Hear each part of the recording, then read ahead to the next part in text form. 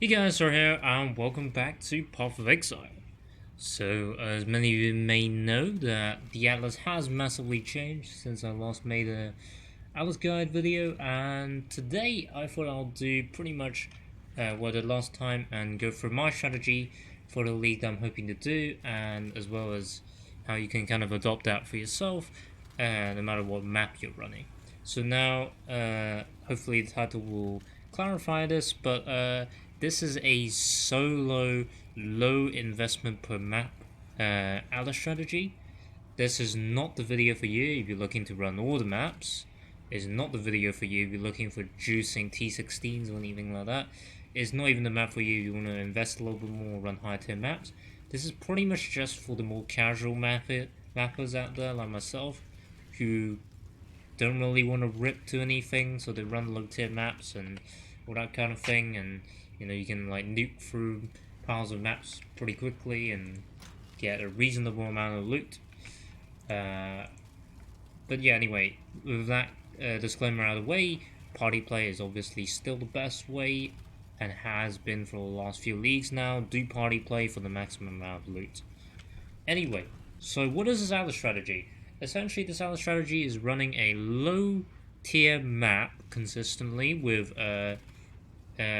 preferably good card drops, or doesn't really matter, but good card drops, nice layout, good mob density, and something that you just enjoy basically.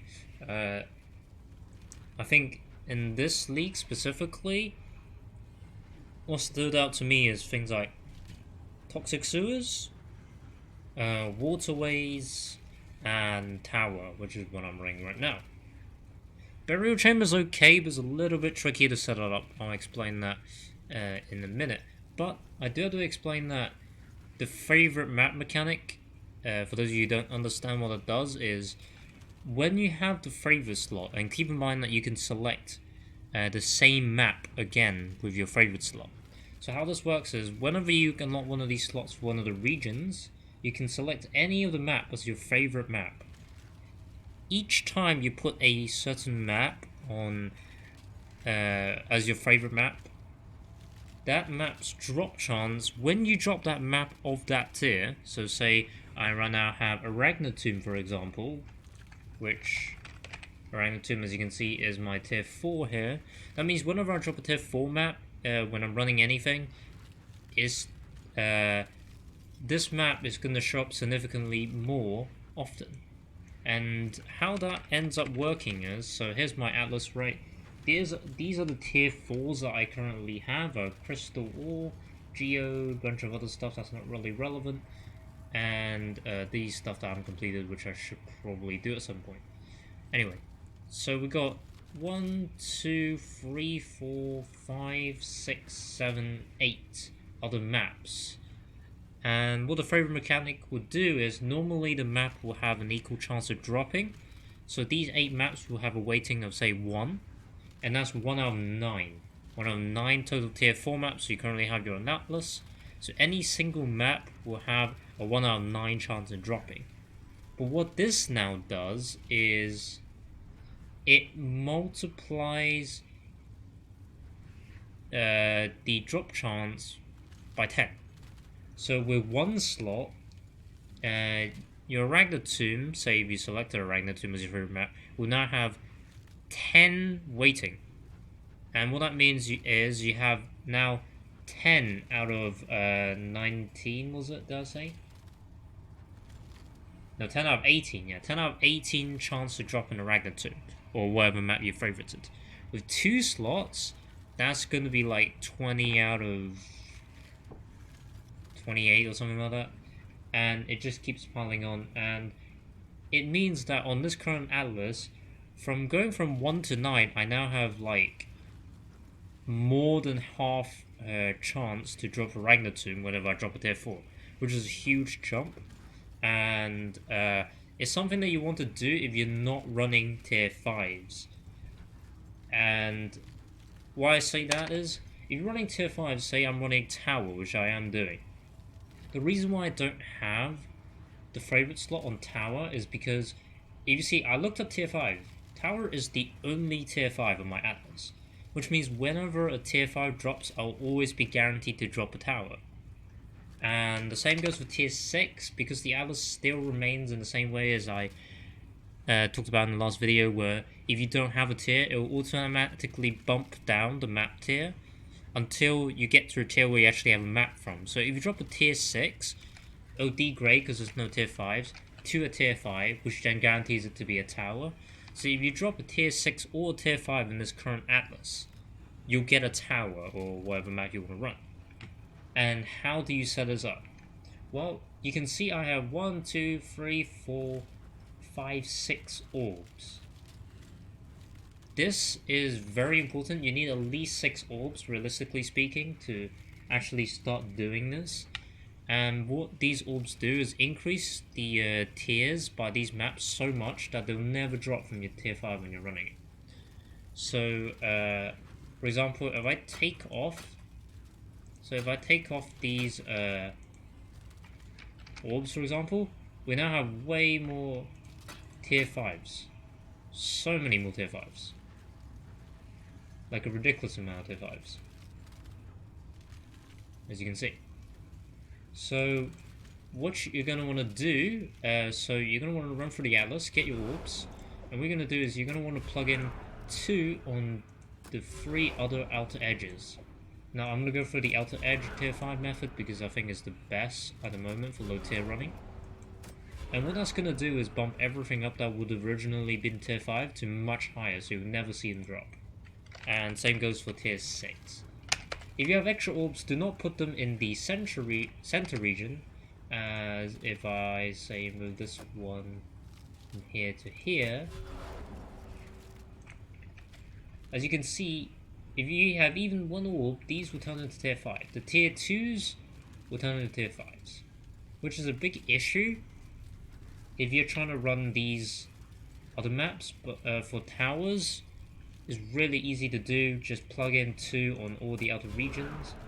And by outer regions, I mean these ones at the corner. So Hayward Hamlet, New Vastir, Lyra Arthrain, and Lex Ajoris.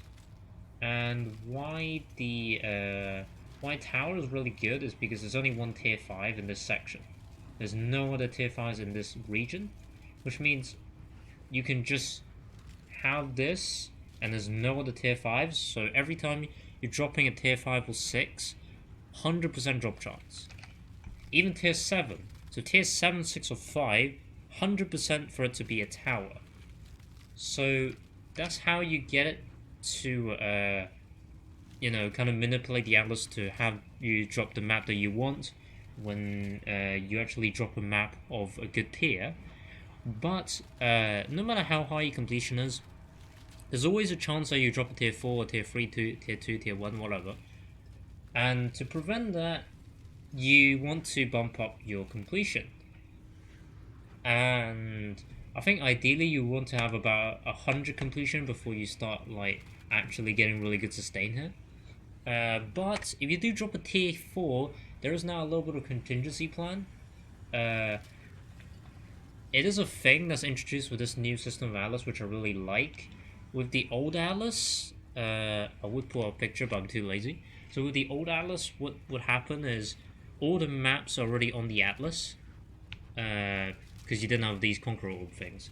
So they're already on the Atlas, so when you run a tier 4, there's at least 1 or even 2, a lot of the cases, of a map that's 1 tier higher than what you're running. Which means if you try to vendor free maps to any vendor to do the vendor recipe to get the next map in line here, you'll get a random map, and there's not always the one that you want. Some maps you can't even upgrade into. But what makes this method so nice is that, as you can see, any tier 4 from Lyra Arthrain, I'm gonna call it. So Defile Cathedral, Arachna Tomb, Estuary, Geode. If you have any free duplicates of this, you can sell it and turn it into a tower, like I just showed there with the Arachna Tomb. And that's why I have Arachna Tomb. Because tower is your only tier 5 anyway, you don't need your favorite to be on tower. You can use it so that anytime you drop a tier 4, you'll get Orangutan more often, which can be used when you drop 3 of them to upgrade in the tower, so that map drop isn't completely quote-unquote wasted, if you like. So if you drop any of these tier 4s here, you can sell 3 of them. It's 3 of the same map, I should say. And they'll become a tower, which is really nice for sustain, actually. Especially when you have a fairly low map completion. I likely want to bump that a bit higher, to be totally honest. But yeah, that's essentially how you work the Atlas this league. I think this way is probably like the least investment possible. If you have more orbs, by all means, you can like upgrade these central regions so that the tier 4s basically make all the tier 4s go away that aren't in this region to make it more likely so that you can render 3 of the same maps in this region for a higher tier 1. And yeah, that's basically about it in terms of how you work the Atlas. You just put 2 orbs in the edges, in the edge citadels. You're gonna have to do a fair bit of completion work for this. Keep in mind that the first slot of the favorite only needs completion of the map, not completion of the bonus objective.